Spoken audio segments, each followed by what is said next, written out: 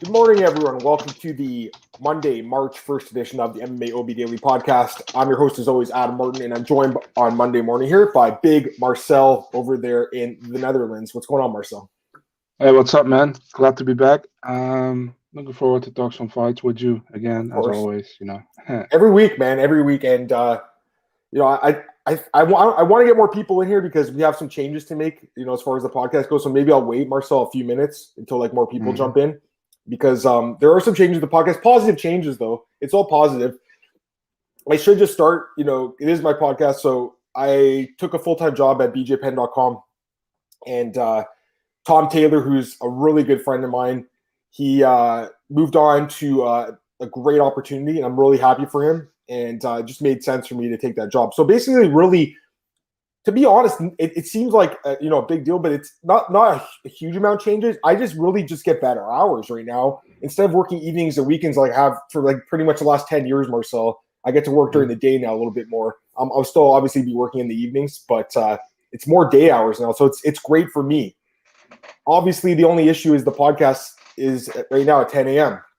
It can't be going forward, so it's unfortunate, guys, but that's just the way it is, man. And in the future that could change again, but right now I can't do it during the day because I have another responsibility that's paying my bills as well. I talked to Nick last night. I talked to Cole. I talked to Marcel. It's tough, man. I've been doing this podcast, I think, with Cole now for about 2 years, Marcel. About 2 years. And Cole's did an incredible job. And seeing Cole progress from the guy he was on camera 2 years ago to who he is now, he has his own show now. He's interviewing Jan Blachowicz and all these superstar fighters. And he's not nervous anymore. He's great.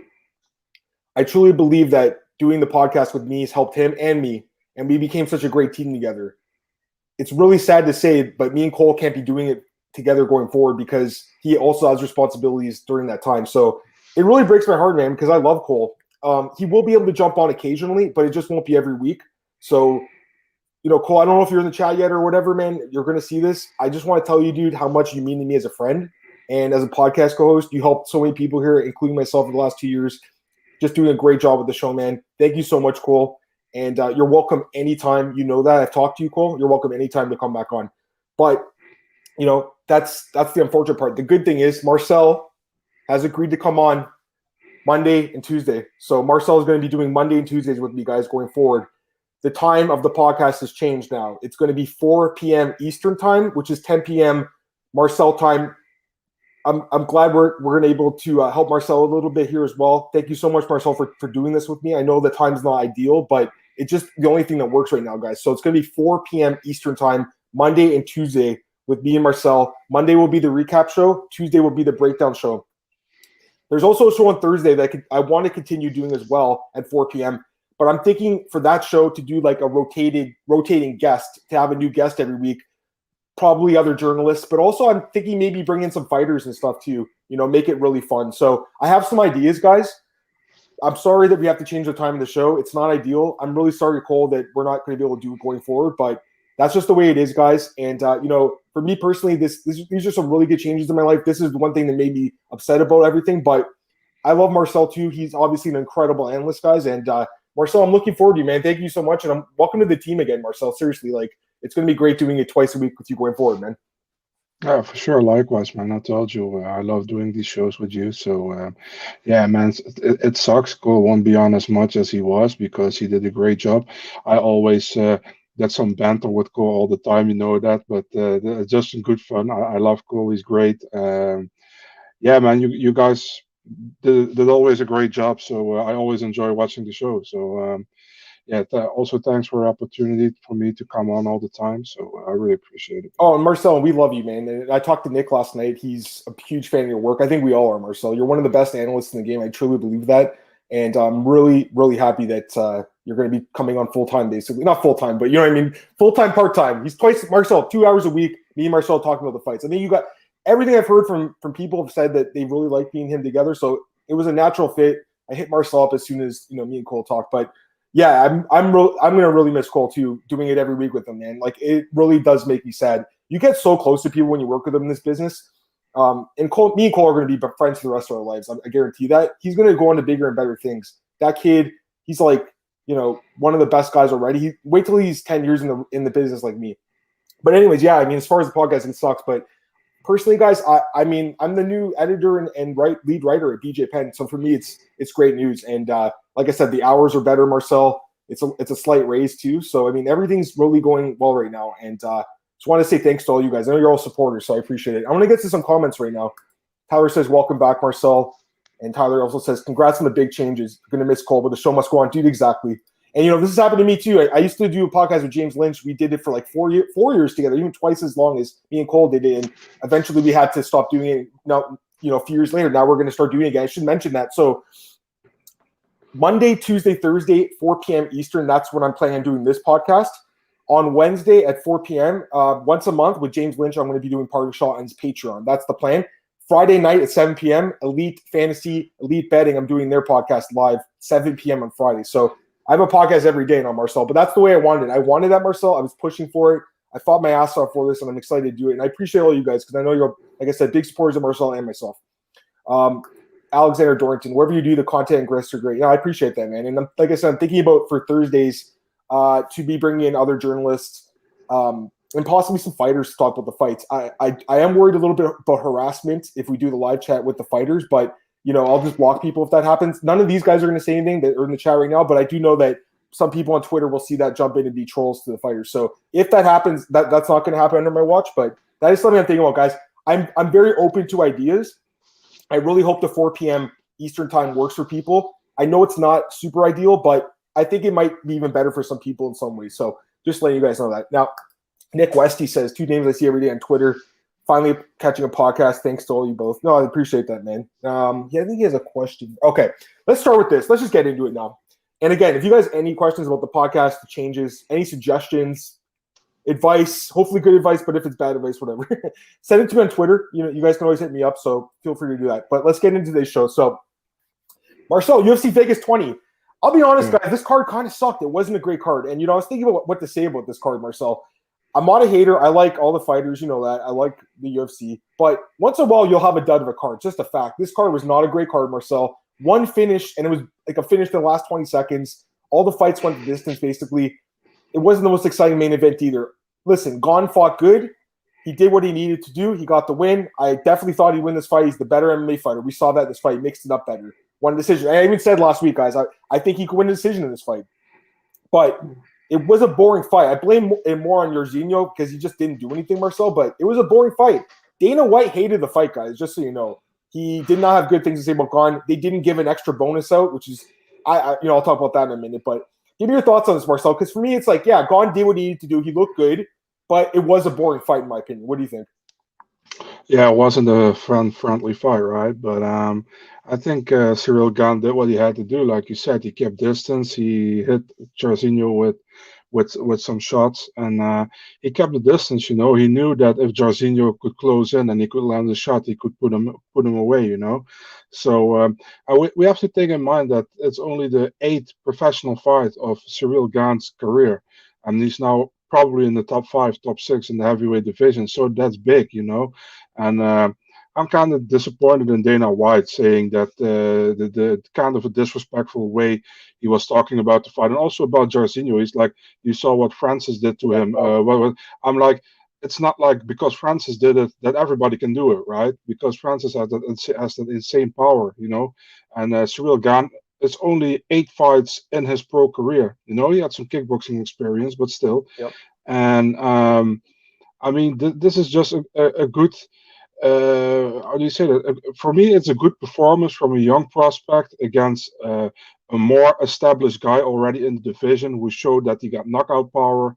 Had a smart game plan, wasn't fun to watch, but had a smart game plan. Did that perfectly, 150-45. I mean, we will see what happens next time. But I mean, if you fight guys like Jairzinho, like Derek Lewis, like Francis Ngannou, you got to have a game plan, because if you close in, they can knock you out with one punch and even with a jab. So yeah. I agree. And I just completely forgot to mention the changes for the time for the podcast. That's not this week. It's going to either start next week or the week after. I'll let you guys know by the end of this week what's going to happen. But this week is all 10 a.m., just so people know. Marcel, like I said, he did what he needed to do. And here's a great comment from Marcus. one of my favorite guests. Here you go, Marcus. I liked Ciryl Gane's performance, and I hate Dana White's response to his performance. He fought smart and won, unlike Curtis Blades, who did not fight smart and lost. Great point. Curtis went in there and started standing and striking with Derek when he should have went for a takedown. In the first round, he got 2 complacent in the feet. Second round, sloppy takedown, got caught with the knockout. It happens, but Marcel, like, it's this. An inch, that's the margin of error in this game, an inch. That's how you get knocked out. So I think he fought like to win. He fought to win. He fought not to lose, basically. Yeah, for sure. But high fight IQ here, man. In Yes. your 8th fight, if you fight like this, you see Blades didn't do it, and he paid for it. And Ciryl Gane, he did that perfectly for 5 rounds, And we can say Rozenstruik didn't look as good as he did in previous fights. That's true. But still, it has to be Gane who did it just perfectly. It wasn't entertaining, but for him it was.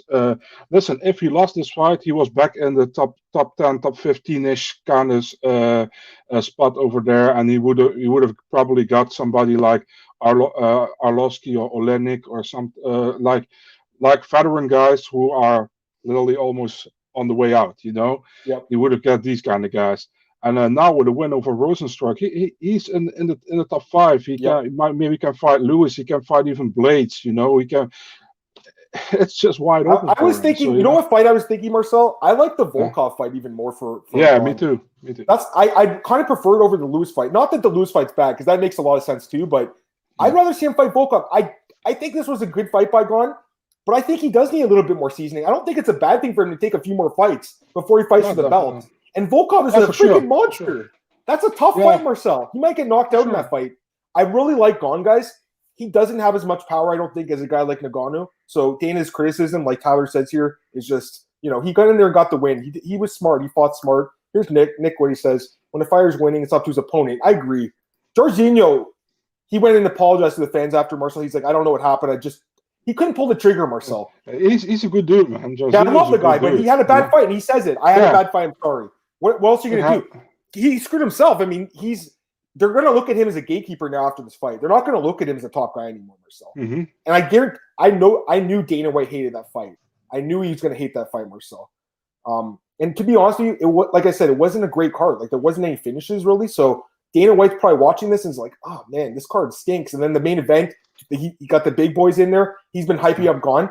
I think he fought smart, guys. Don't get me wrong. But from Dana's point of view, and we talk about the analyst point of view, the fan point of view, the promoter point of view, Marcel. But from the promoter's hat, you must have hated this watching this fight. But it's stupid. It's stupid to talk shit now as a promoter about Gane. Gane is still undefeated. He won this fight. Why would you talk down on him like that? All he had to say was like, stupid. He had a solid performance, and we'll leave it at that. I wish he got the finish or something like that. Here's another question. Trey Wager says Thiago Moises should have got the $50K bonus. The guy's improvement alone. We'll talk about him in a few minutes. It's not flashy about solid performance. Your dedicated career improving is fine with me. I agree with that too. Here's the thing. They earmark $200,000 every event for the bonuses, for 4 bonuses, right? They only gave out 3. That really ticked me off because this is very rare that this happens. The last time I think it happened was at UFC 208, the Durandamy home card, which was a shit card. They gave Souza a bonus, Jacare, they submitted Tim Boach, and then something went fight of the night that night. But they only gave out those bonuses. So Dana White, I guess, took the other $50K and went to the tables. Like, I don't get where's the other 50? Where does the other $50K go? I know they have occasionally given out an extra bonus, like on Fight Island last year. They gave it a few extra. Right, Marcel, where's that money going? They, in my opinion, should have given $100,000 to Pedro Munhoz. We'll talk about in a few minutes. That's what I would have did. I just did that before, Marcel. They've given double bonuses. Go ahead. Hey man, and they even spare more money because Montana De La Rosa against Mayra. Dude, they saved the win bonus in that fight. There's like another 20K they saved. Yeah, exactly. So I mean, I always say this, man.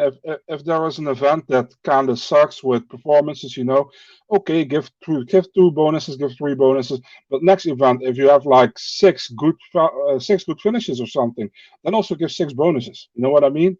And sometimes somebody just gets screwed out of a bonus. It's like, why? This is a good finish, and then they go with somebody else who is higher on the card. That happens all the time. I'm going to give you guys an example of like the card I was talking about that they didn't. This is the last time I think they haven't given more than, less than 4 bonuses, I should say. 208. This card right here. I remember going to the bar. I watched this one at the bar with my friends. I don't really watch it at the bar anymore, but I remember watching this one because we were actually excited to see Holly Holm fight.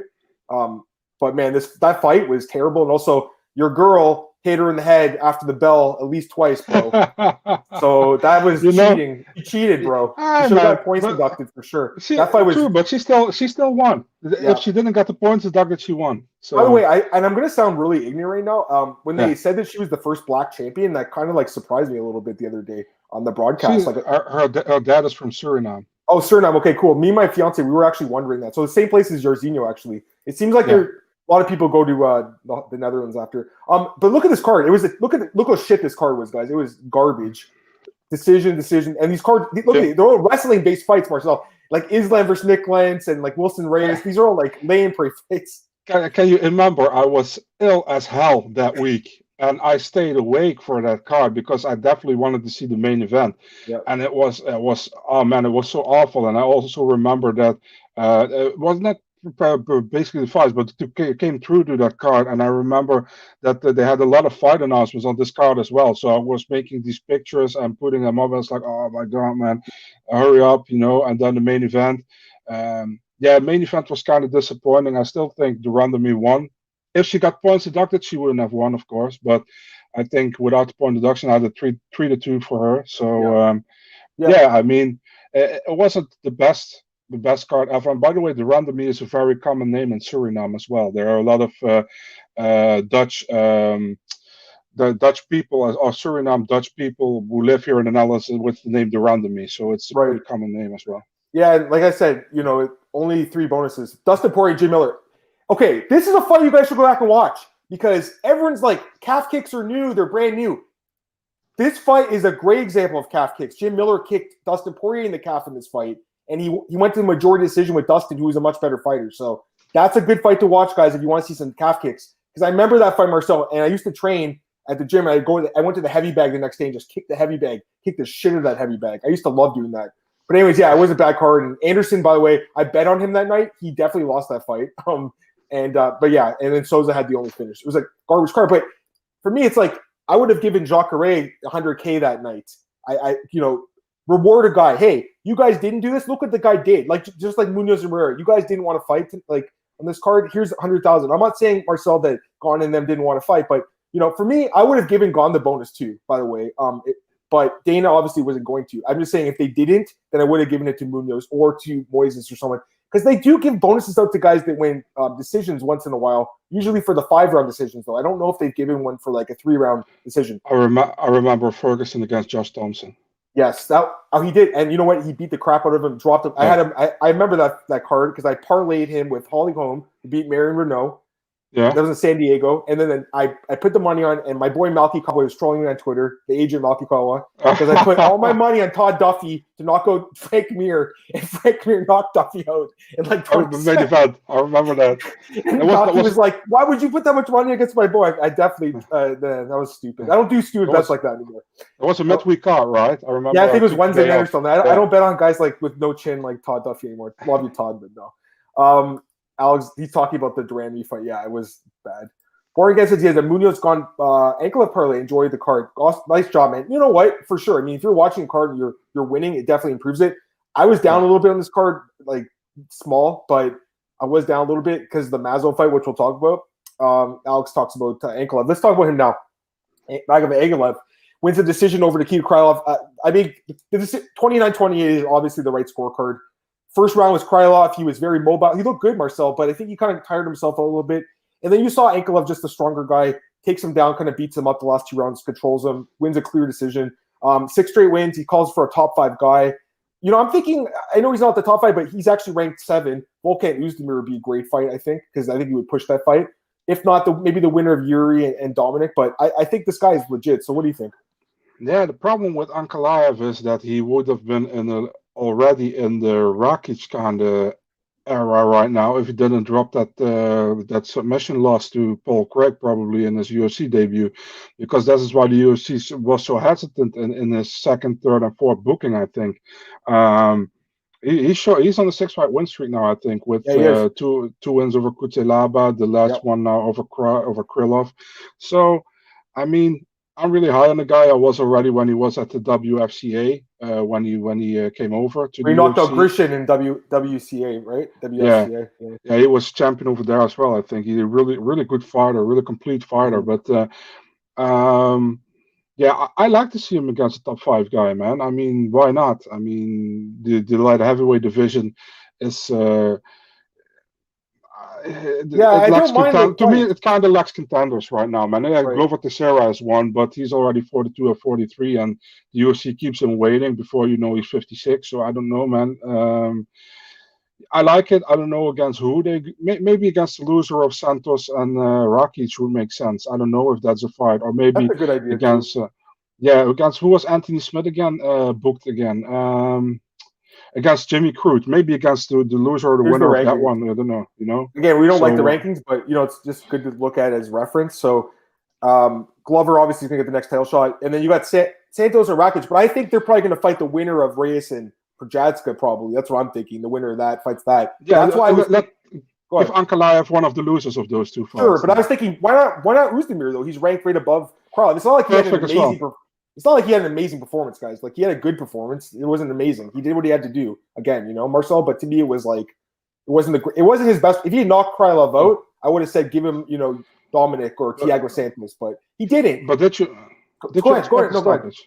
Did you expect the stoppage? I didn't. I was thinking it was possible, but not really though. To be honest, because I know Krylov's tougher than people think. Yeah. So I think but Marcel, he won, but it really wasn't the most dominant performance he's had. I'm not saying he's a bad fighter, guys. I'm still very high on him, but I just don't think it was his greatest performance. Here's a question for you. We'll talk about the next fight, but anything on Damir Ismagulov? You're right. A great question about Thiago Moises. I mean, I keep thinking about that fight. Like, I keep thinking Moises isn't good in the feet, and then he goes in there. He looks so much better in the feet. Let's talk about the draw now, Marcel. Okay, so I had to play on Bueno Silva in this fight. I believe she won this fight, but the point deduction cost her the fight. That's what happened. Yeah. She would have won the fight. She screwed herself, really, and she screwed me. She screwed all the people that bet on her. She was clearly a better fighter. She did way more damage. She did get taken down a couple times, Marcel, but De La Rosa did nothing with the takedowns. Just kind of laid and prayed. This girl did so much. The girl's eye was like, I gotta see her. Let's see if her Instagram, she updated it. But man, Marcel, like, to me, like, this stupid. It's her fault, okay? It's her fault. But don't you think the ref? Actually, you know what? I'm okay with the point deduction. Let me. You know what? I'm biased because I had a bet on her. I'm okay with it because you know what? Most refs won't do that. I just don't like Jaron Villel as a ref in general. I just don't think he's a good ref, Marcel. But honestly, the point deduction was warranted. So the thing is, though, I think that you can argue this girl won all 3 rounds. Like, it's possible, because she did more damage all the rounds. How'd you score it? You had a draw, 28-28? I did have 28-28. Yeah, but she screwed herself. So yeah. By the way, man, Jaron Villel isn't great, but he's still better than Chris Cerrone. Yeah, you know what? I take it back. Like I said, guys, honestly, there's so many fights where they grab the fence. They should take it away. So I'm okay with it. I'm okay with it. But remember the title fight when you don't get your money. Go ahead. Yeah, remember the title fight between Figueiredo and Perez. Figueiredo grabbed the cage twice, and nobody said anything, but it gave him a perfect position. Yeah. So, it's whatever. I just don't think that ref's that good. I don't see any update. Let me take a look. I don't see if she has a busted eye or something. Yeah, she had a very big eye. I saw her talking to Dana. No update. Tyler says I could see Montague getting second. Yeah, I think it was the second. She had some control. To me, it was a draw, but there's no doubt Silva's the better fighter. But what do you do? You do a rematch or no? Yeah, why not? Draws fucking suck, man. And definitely because UFC doesn't have to give a win bonus. That's what I'm saying. That's why I hate Marcel when people are like, we're 10-10 rounds. You don't want draws, guys. It's not good. It's really bad for the sport. It's bad for the fighters. I'd rather see someone at least get the win bonus than no one, Marcel, honestly. Listen, if there wasn't a win bonus and you get your money just on your contract without a win bonus, I wouldn't mind a draw, But if there is no win bonus, they can keep it. Then I mind the draw, of course. Yeah, it's just unfortunate that I actually had a unit on that fight, and I really thought she was going to win. But the point deduction was warranted, so I'm okay with it. Marcel, it is what it is. We move on, but I'd like to see a rematch. Jose says, "Good morning, guys. How good? Thanks, man. How good is Mick Maynard's work been with the weakest divisions, flyweight, light heavyweight? Dude, he's great. Mick's always been great. I knew him since he was with Legacy Fighting Championship. We used to talk on Twitter all the time, man. We don't talk anymore, obviously, but he's he actually unfollowed me, which is hilarious. But I have him on Facebook, Marcel. we're not friends by any means, but I definitely acquaintance with the guy. Respect his work as a matchmaker. He's great. I'm sure you know him a little bit too from Twitter and stuff. Yeah. Back when he was with Legacy, where they had Derek Lewis and there's a bunch of other fighters that came from Legacy, great fighters. Jose says it's funny how Dana didn't say shit to Izzy and Lewis. No, they didn't. And he also gave Izzy a bonus when he beat Brad Tavares in a 5-round fight. And he picked him apart from the outside. Just like, I don't get it, Marcel. I know it was like a little bit more exciting, but really, what was favoritism. They love him. That's all there is. Born again, he says Glover beat Krylov 29-28. Yes, he did. That was a close fight. I watched that fight again last week. That was super close. Glover just got like a few extra positions on the ground. He's so good in the ground. What was the next fight, Marcel? Munoz and Rivera. I mean, Jesus, what a fight. One of the best fights of the year. Huh? You like that one, great huh? Fight. Yeah, awesome fight. Yeah, me and my fiance watched this together, and she loved this fight too. It's so much fun. She's a big Pedro Munhoz fan. She's Portuguese, and her brother's name is Pedro, so we always laugh when Pedro Munhoz fights. And she picked against him this time. She's like, no, I think Jimmy's a little bit too strong. That's what we thought, Marcel. But the calf kicks that we saw against Frankie, they really busted up Rivera. He couldn't move in this fight, no mobility, and he just couldn't land back, which is kind of surprising, but his leg was so busted up. Great win by Pedro.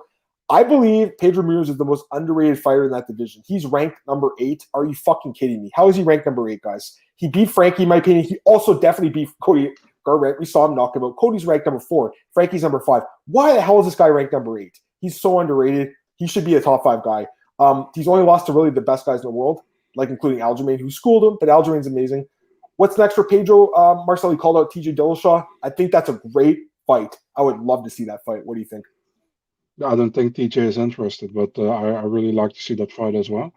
Man, it was just an overall great fight, man. Two respectful guys going in the cage, fighting each other, fighting hard. Very good performance by Munoz. I think Rivera did also well, but the leg kicks, the low kicks were bad for him. He barely could stand on one of his legs and heavily influenced the fight. Very good performance by Munoz. And you can also argue that he actually won against Frankie Edgar's last fight, So give him TJ Dillashaw if he wants it. Why not? And what can TJ say, man? He's not even ranked. He got from a 2-year suspension. There were rumblings about TJ gonna fight Uriah Faber. Let's don't do that, and let's go with TJ against Munoz.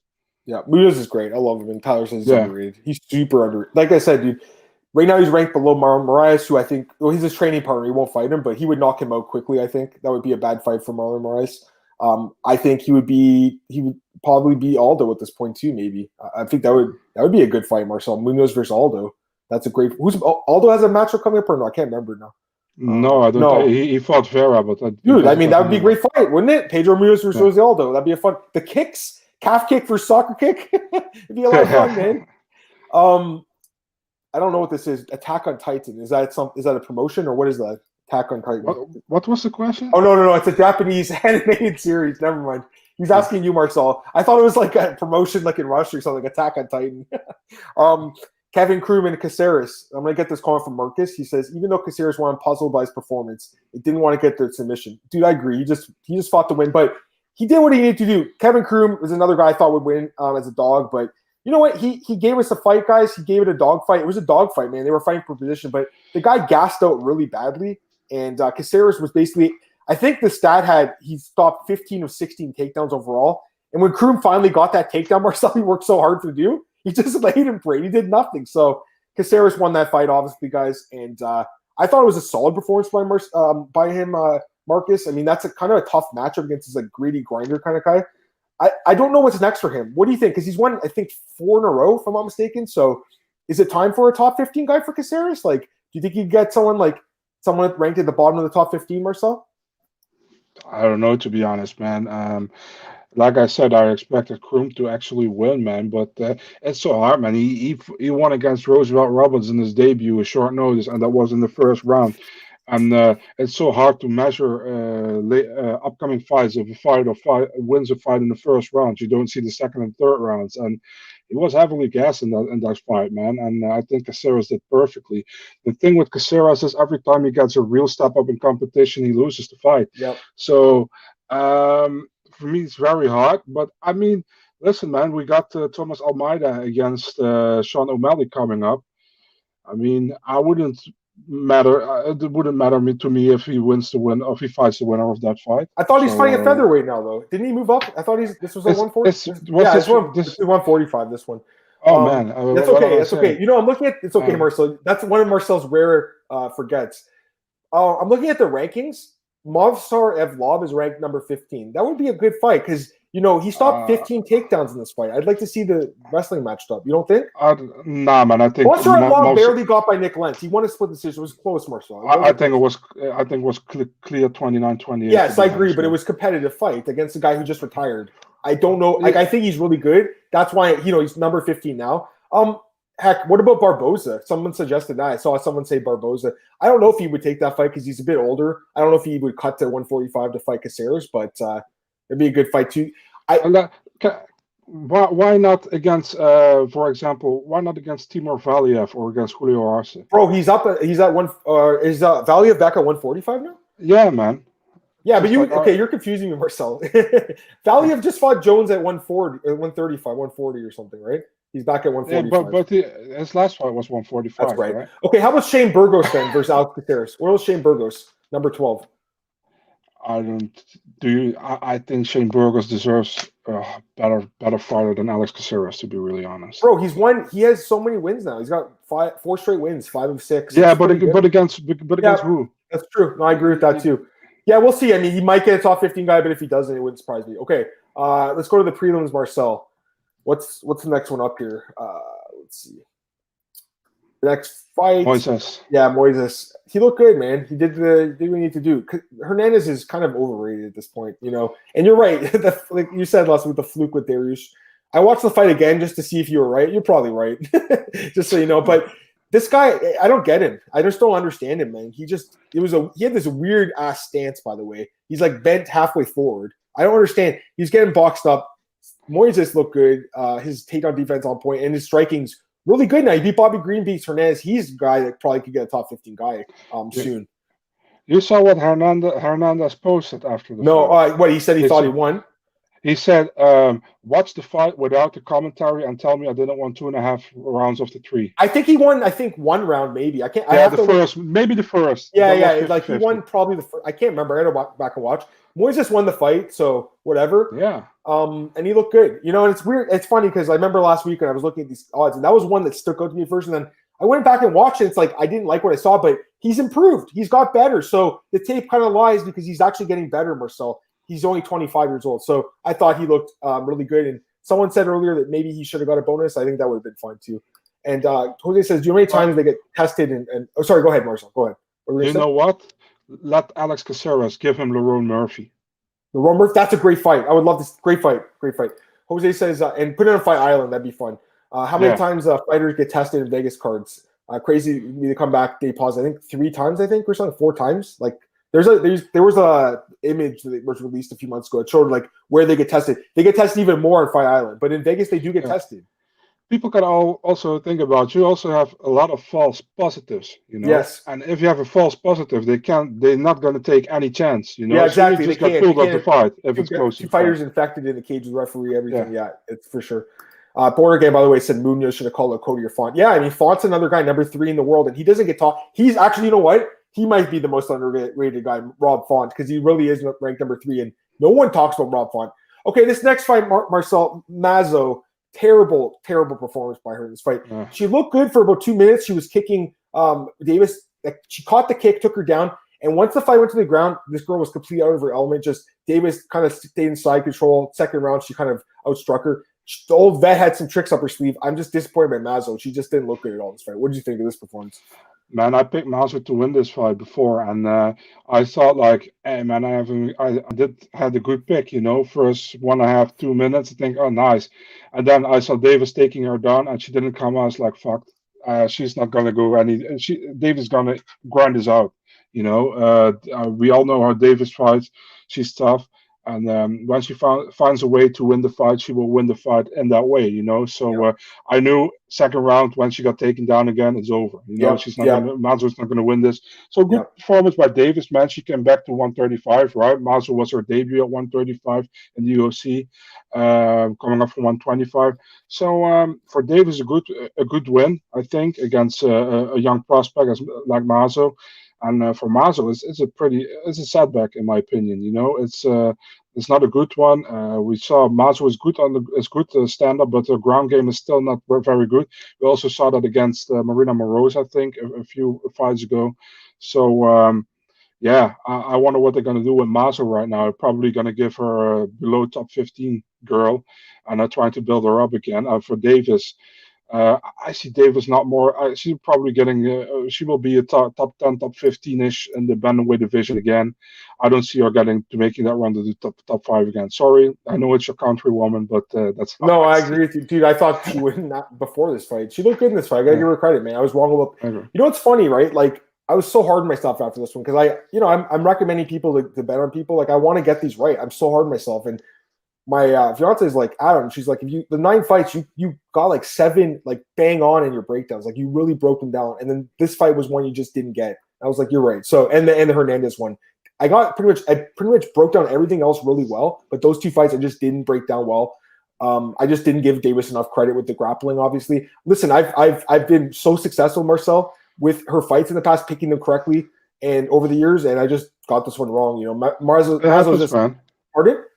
It happens, man. Yeah, I know. Mazzo's just not as good. She's not as ready as I thought she is. I think she still can be good, but I'd like to see her fight a step down, Marcel. And looking at the rankings, 135. Someone a little bit lower ranked. I don't know, Bea Malecki or something like that. Like I don't know, Penny Kanzad. Would that be good? Penny makes like sense. A boxer, someone like that would stand and trade with her a little bit, So it was 135 right now again, right? Maybe the loser of Avila against Stoliarenko. Yeah, sure, that's fine too. Those are fine with you, or even someone like that's like really low down, Marcel, like Sarah Alper, like really low down the range, just to build this girl's confidence. Because to me, she looked like she lost her confidence after she got taken down. Yeah. And Straight Wager said for the testing comment, he's like, it's not like the fighters don't walk around in Vegas. Yeah, no, 100%. And I appreciate that, man. Thanks, dude. I appreciate that, bro. Next fight, Marcel. Ronnie Lawrence. This is one I got bang on. This guy's incredible. You saw it in the Contender Series, Marcel. You saw it in this fight. He got the only finish on the card, got his bonus. He looked amazing, man. The takedowns were there. His stand-up looked a lot better, too, because Ciryl had some nice moments at times, but overall, it was all Ronnie Lawrence. He looked amazing, Marcel. I think this guy can make a run for the top 15. He's kind of like Merab a little bit, but I think he's even like he works a little bit more on the ground. Like he's able to get you there, but he moves to different positions a little better. What do you think? Yeah, completely overmatched here, I think. That's what I actually expected, what you expected as well. Because Ciryl was a good fighter, don't get me wrong, but Ronnie Lawrence, he has something special, Yep. And he did very well. Controlled the fight, was aggressive in his ground game, I think, as well. And he got the finish late in the 3rd round. So great debut, one of the better performances last Saturday night. And I'm looking forward to his second fight in the UFC. It was very promising in the Contender Series. Now, a great debut. Let's see what he can do further in the division. And the last fight here, Maxime Grishin and Dustin Jacoby. We got to talk about this one, guys, because Marcel thinks Grishin won. And I kind of tend to agree with him, to be honest with you, especially after looking at the stats. He dropped Jacoby twice in this fight, Marcel, by the way. He also had 2 knockdowns. So, yeah, I mean, the third. Okay, so first round, Grishin won the first round. Like Jacoby was doing well, and then he got dropped at the end of the round. Most clear round. Yes, for sure. Grishin won. Second round, Jacoby won that round. Third round is what it comes down to.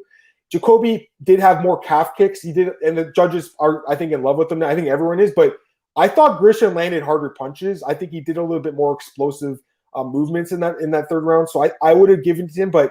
It was such a close fight. I did pick Jacoby. I was kind of hoping we'd get it, but yeah, I had a Grishin 29-22, just being completely honest.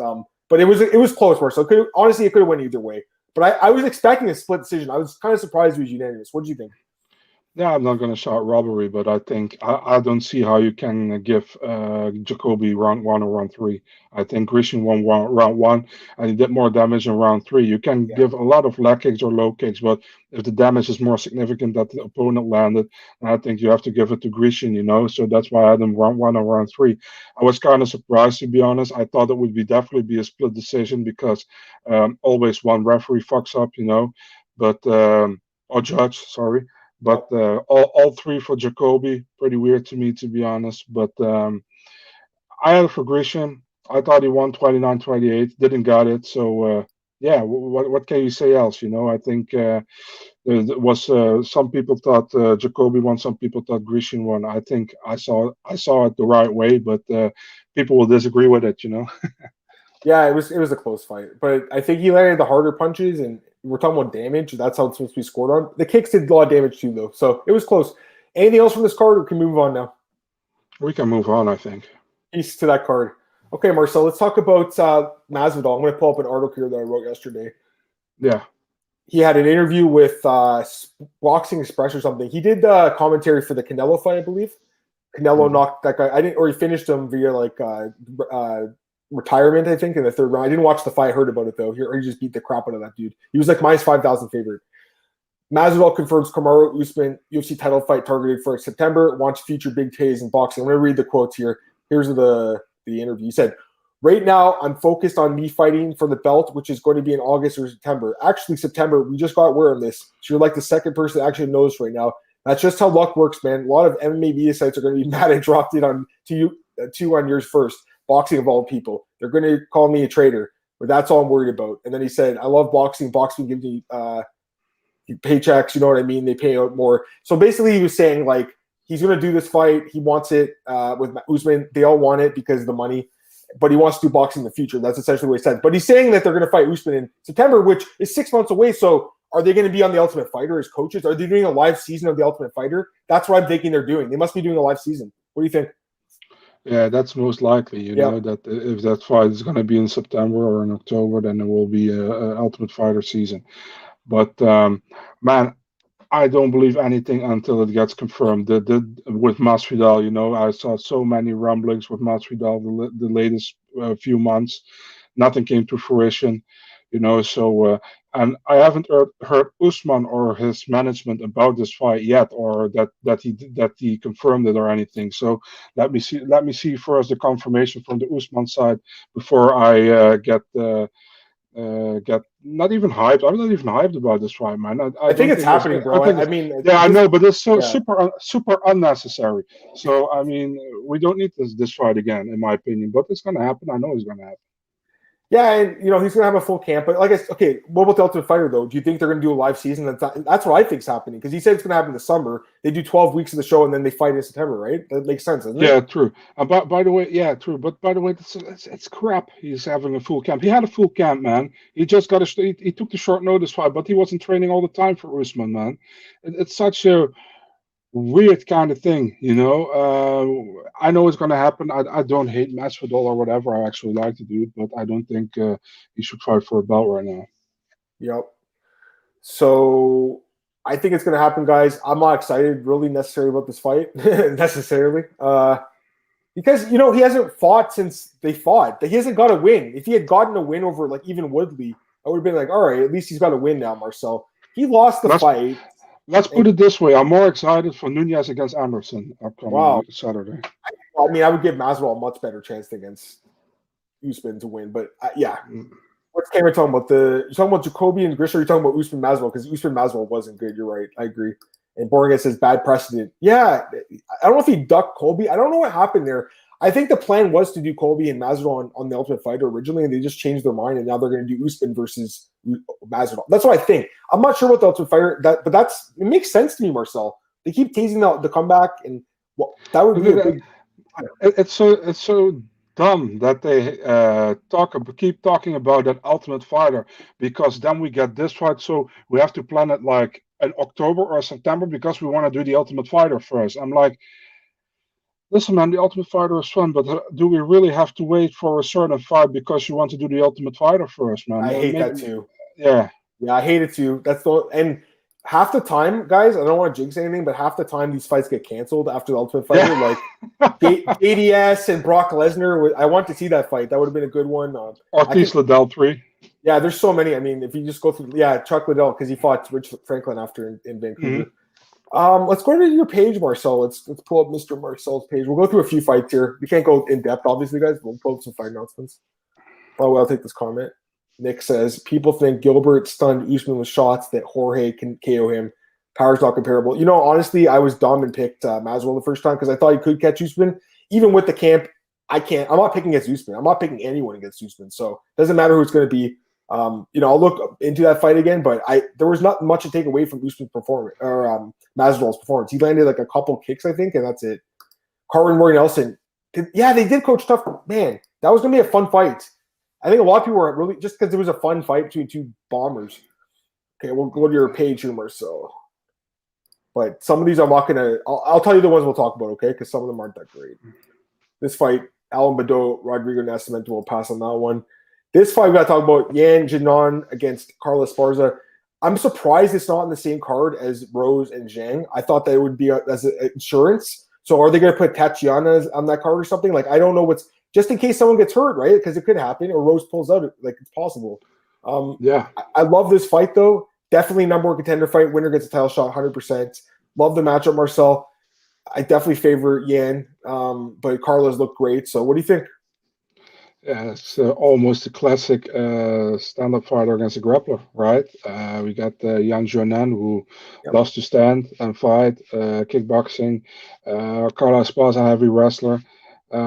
The thing is, man, Carla Esparza, she is like the spoiler for all the new talent in the division.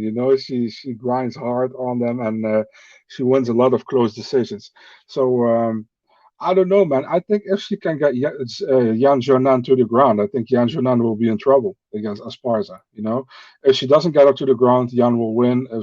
It's basically like this: if Esparza gets her to the ground, she will win the fight. If she doesn't, Yan will win the fight. But it's definitely a number one contender fight. Winner of this fight should fight for the title next. Yeah, and Cameron, you were talking about Jacoby Grisham. Yeah, my bad. Although Usman Masvidal wasn't very good either. Love this fight. Don't want to get into it too much, but I really am high on Brendan Allen. Hopefully he can bounce back. Listen, man, he had a tough fight against Sean Strickland, who I think the world of, so that's a tough fight. Scott Holtzman, Matthias Gamrot. I like this matchup, Marcel. That's a good, fun fight. Two tough guys. Scott Holtzman, very, very strong, durable guy. Gamrot, the fight with Kutata Ladzi, he could have won that fight, Marcel. So what do you think of this fight? Yeah, it's a good fight, man. We all know Holtzman comes full blast all the time. Loves to stand and bang. Matthias Gamrot, great fighter. One of the best signings last year from the UFC. Lost his debut, close split decision against Kutata Ladzi, like you said. Was a fight of the night performance, by the way. So mostly, if you lose your debut, lose a fight of the night performance, because then you still show your skills, Yeah. I think Gamrot will do probably pretty well in this fight, man. He's a very good fighter. Let's see what happens, man. You don't want to give me my pick, so I won't. But you see where I'm getting to. So we don't like giving picks so far in advance, Marcel. We can give like some leans though. Born says he likes Rodrigo Nascimento. Me too. We only have 10 minutes left, so I can't talk about every fight. Marcus says, what do you think of Wonder Boy and Covington? I think they're going to do Covington versus Burns, I believe, right? That's going to be the fight. Wonder Boy, I don't know. I mean, I think you could have given him the title shot because it was a new fight. I wanted to see a new fight, a new matchup, a new style matchup, but they chose to go with Masvidal. I'm not sure where Wonder Boy goes next. Here's the thing: he's great, but he beat Neal and Luque. They're not ranked in the top 5, so I'm not sure. I like Wonder Boy against Michael Chiesa. Yeah. That's another fight. Sure, I don't. Listen, he wants a top guy. He's 38 years old. Maybe they'll give him like Covington, but I don't think so. Tyler says Yang, Wheelie, and China would be wild. I think the plan are those fights are not happening in Asia though, right? Right now, as of yet, like I believe it's TBD. So. But later he means if Yan wins against Esparza. I'm sorry. Yeah, what am I talking about? Yeah, Tyler, 100%. They want to do that. Yes, I forgot about Edwards. Man, Edwards and Bilal. Yeah, 100%. I'm sorry I forgot about Edwards. The guy, he never fights though, so you can, he hasn't fought in 2 years almost, Marcel. Yeah. Got a few minutes left. Courtney Casey, JJ Aldridge. I didn't even know, by the way, I should have known this, that her and Drakkar Close or like I guess they're together, right? I didn't know that. Yeah. And he's fighting Stevens, which we'll talk about here. Man, what a fight, eh? I'm just surprised it's so far away. I guess he has a tough weight cut. He must have a tough weight cut to 155 because he was supposed to fight in the last card, Marcel, against Pena. Mm-hmm. I don't know what they're going to do with Pena. He might be staying ready for a short notice fight because remember how bad he wanted to fight. I like this matchup. Stevens going back to 155. What do you think of that? By the way, what about Caceres against Pena? Battle of the Frozen. I'm just kidding. Yes. I think this fight is a fun fight, man. I mean, Close, like I said, he's very basic, but he's basically very good. He does his fighting very good, in my opinion. And Stevens always got that grit, that heart, that punch, the knockout power where he's going after you. But I don't know, man. Stevens, he's a hit or miss all the time in the UFC, man. Sometimes he does very well, and then the other fight he just lacks technique in a certain fight with his opponent. So for me, it's hard to pick, man. Do I go with the younger guy or do I go with the veteran here? I don't know yet, but that makes sense because you don't want to give me my pick yet. So yeah. We don't like giving picks, Marcel, this far in advance. I really want to wait till fight week. I know. Yeah, I know. You're the man, Marcel. Christian Aguilera, Carlton Harris. I like Christian. I'll have to look into this guy. I don't know enough about him, but we have to get to this fight here. Impa Kasagne versus Sasha Palatnikov. Dude, I love this fight. Impa, he's coming off the top loss, but man, he's a good loser. He was super congratulatory to Buckley for the knockout. He never made an excuse for it. He said, I got caught. It happens. Dropping down now, Marcel, to I believe, right, to 170 against Sasha, who's coming off that great win over, I think, the Cossey kid, or Ryan Cossey, is that his name? Louis Cossey. I love this fight, Marcel. What do you think? Yeah, it's an intriguing matchup, man. I really like Impa. I think he's a great fighter. He got caught against Buckley, but he looked good in his Contender Series fights. He looked good in his debut against Maki Pitolo. Palatnikov, I was kind of on the fence with him signing with the UFC. I know he came from the UAE Warriors, but his record didn't look that great. But man, he put it on against Louis Cossey, and he won that fight in the third round, I think. TKO was also a fight of the night. Was the very first fight of that night, so that's very impressive to get a fight of the night bonus. I look forward to this fight. I think it will be a fun fight, probably a lot of stand-up we're going to see in this fight. Overall, a great fight, man. Greatly put together by UFC. Absolutely. And the last fight, the Stevens fight, Daniel had some some negative comments about Stevens. Yeah, I mean, we'll see, because the last fight against Katter was absolutely brutal, where he got KO with that elbow. It was so nasty, and he's getting up there in age. He's had like 30-something fights, I think, in the UFC. So, the Stevens is a beast, man. He's been in the UFC since 2007. He's been in the UFC for 14 years, guys. You got to respect that, Marcel. That's a long time fighting the toughest guys in the world. He's a tough dude. Marcus, congrats to Adam and BJ Penn promotion. Thanks, Marcus. I love Adam and Marcel doing the show together. Me too. Again, thanks, we're gonna miss Cole, man. We're really gonna miss Cole on the show. He, like you guys, I talked about at the beginning, but we're gonna miss him here. He's still gonna jump in, hopefully occasionally. I'm sure he's gonna jump in the chat whenever he can too. But yes, Marcel and me will be doing the podcast going forward. Just a couple more fights, Marcel, and then we'll get out of here. Felipe Claus versus Jody Newsom, who I think is pretty good. Andrea Lee versus Antonina Shevchenko. Davison Figueroa, Brandon Mir. That's official now, guys. That's going to be official for June 12th. That's so far away. I don't want to talk about it right now. Charles Jourdain, Marcelo Rojo, 2 weeks from now. That's a short notice fight. Denny's Bondar versus Victor Rodriguez, short notice. I talked about this last week, Strickland and Jocko. So that's it for that. All right, guys. I got 5 minutes left, so throw some questions out there. Let's answer them for 5 minutes. Nick Wesley says, thanks, boys. Have a great day. You too, man. But we got 5 minutes left. You guys want to answer some questions. But just to recap what we talked about at the beginning of the show, if people weren't here, podcast time's changing going forward. Either next week or the week after, and I'll let you guys know by Thursday, to 4 p.m. Eastern time going forward. And Marcel's going to be doing it Monday and Tuesday. Cole's going to jump on when he can, but Cole's got a lot going on now. Before we started this podcast, Marcel, Cole didn't have the BJ Penn podcast. And now he has the podcast, and he's killing it. Look at his. I'm going to give Cole. Let's give Cole some love here, man. Let's do it. For sure. Do it. Love this kid, dude. He really is one of the hardest working guys in the business right now. He reminds me of myself, man. He's very motivated, you know? Where's it? Here we go. Give you some love, Cole. I want more people to listen to this guy's show. I really do, because he does such great interviews.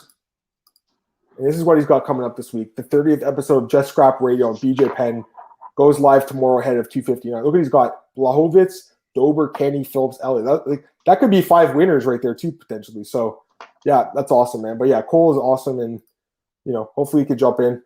Any guys, any questions? We always get questions during the show, and now we got 5 minutes left, Marcel. It's awesome. But, yeah, I mean, like, anything else you want to say, Marcel? Like, I know you're excited about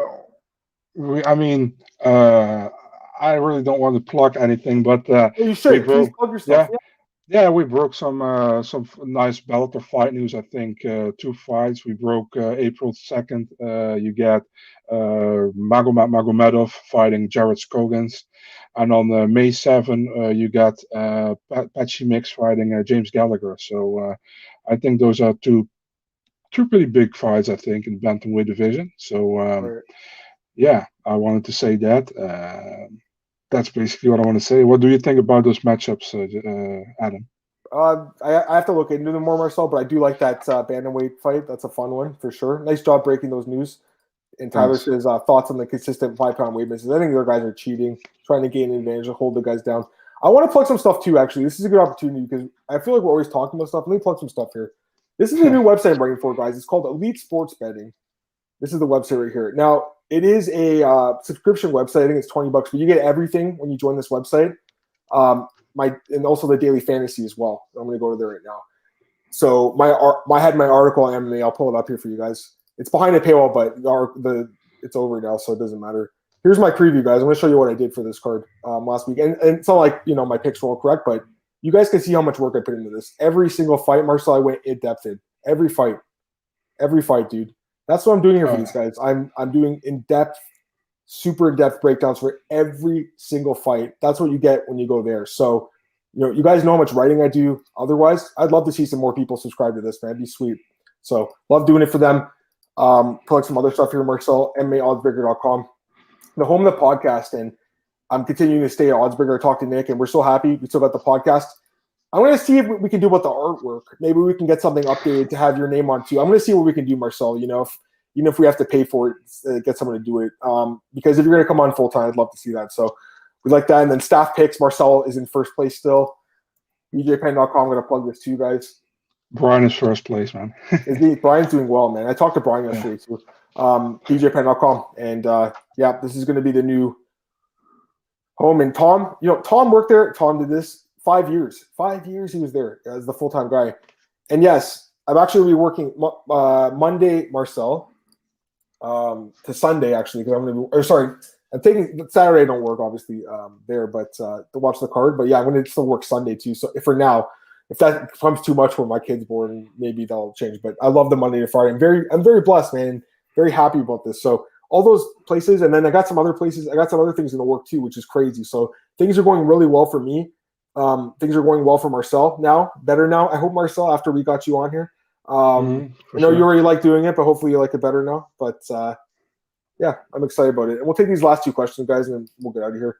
Tyler says, what's the best way to watch ACA events? What is it? Yeah, man. Just it's like, I think it's like $3 or something. You can watch it. You can go to the pay-per-view page of them, choose buy, and you can just fill in the form and anything, and you can you get the code and you can watch it, man. It's the most easy way, and you can watch it back as well. If you are 2 hours too late to watch it and you're gonna start, you can go 2 hours back and you can start from the beginning. So yeah, nice. And then this is the last question we'll take, but I can't answer it now because we're going to talk about that tomorrow, 10 a.m. Cole Shelton joins me on the UFC 259 breakdown. Cole will be doing the breakdown with me tomorrow. I'm so excited about it. And we'll talk about then. Anything else you want to plug, Marcel, before we get out of here? No, I want to thank you for having me again. Of course, man. MMA DNA, my guys and my colleagues over there. Thank you, everything. Twitter, Instagram, Facebook, Big Marcel24. Thank you so much. Yeah, you guys can follow me on Twitter at MMAdamMartin. Always there. And yeah, all those places. And I'll be back at 10 a.m. tomorrow. But again, this is the last week at 10 a.m. Daniel says he missed the last show. Yeah, listen back, man. There's some news at the beginning you want to hear. Tyler says, good show, guys. Glad you're on the board going forward, Marcel. Me too, man. Like I said, Marcel's great. Brings so much insight. He's got great picks every week. And he likes to troll people like Cole, too. So he's a great guy, and we're glad to have him here. And, the listenership's definitely gone up a little bit since you come on, Marcel, for sure. You got your audience coming in. They all respect you. So excited about that. All right, guys. I'll be back 10 a.m. tomorrow.